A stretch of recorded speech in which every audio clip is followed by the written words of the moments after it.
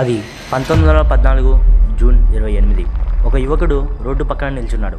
అతని చేతిలో ఒక పిస్టల్. కొన్ని క్షణాల్లో కుర్రాడు ట్రిగర్ కొట్టాడు. ఆ ఒక్క గుండు వల్ల 2 కోట్లకు పైగా ప్రజలు మరణించారు. అసలు ఇదెలా సాధ్యం? ప్రస్తుతం మనం 3వ ప్రపంచ యుద్ధం గురించి భయపడుతున్నాం. అసలు మొదటి ప్రపంచ యుద్ధం ఒక కుర్రాడి వల్ల మొదలైందంటే నమ్ముతారా? వీడియోలోకి వెళ్ళే ముందు దయచేసి వీడియోకి ఒక్క లైక్ చేయండి. మరింత మందికి యూట్యూబ్ సజెస్ట్ చేస్తుంది. వీడియోని మీ ఫ్రెండ్స్ అండ్ ఫ్యామిలీ మెంబర్స్కి షేర్ చేసి మా ఛానల్ సబ్స్క్రైబ్ చేసుకొని పక్కనే నోటిఫికేషన్ బటన్ యాక్టివేట్ చేసుకోండి. ఇలాంటి మరిన్ని వీడియోస్ చేసేకి మోటివ్గా ఉంటుంది.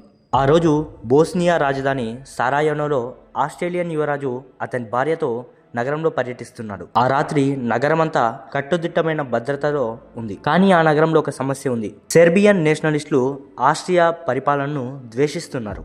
వాళ్ళలో ఒక యువకుడే గావ్రిలో ప్రిన్సిప్. ఇతడు ఒక రహస్య సంఘ సభ్యుడు. వాళ్ళ లక్ష్యం ఒకటే, రాజకుమారుడిని చంపడం. మొదటి ప్రయత్నంగా రాకుమారుడిపై బాంబు వేశారు. తప్పింది. ప్లాన్ ఫెయిల్ అయిందని అందరూ అనుకున్నారు. కానీ ఆ తర్వాత ఒక అనుకోని సంఘటన జరిగింది. రాకుమారుడి డ్రైవర్ తప్పుగా టర్నింగ్ తీసుకున్నాడు. కార్ మెల్లగా ఆగింది. అదే రోడ్డు యాదృచ్ఛితంగా నిలబడ్డాడు గావ్రిలో ప్రిన్సిప్. తను కార్ దగ్గరికి వచ్చి 2 గుండ్లు వేశాడు. ఒకటి యువరాజుపై, ఇంకోటి అతని భార్యపై. కొన్ని క్షణాల్లోనే ఆ ఇద్దరు చనిపోయారు. ఇప్పుడే అసలు కథ మొదలవుతుంది.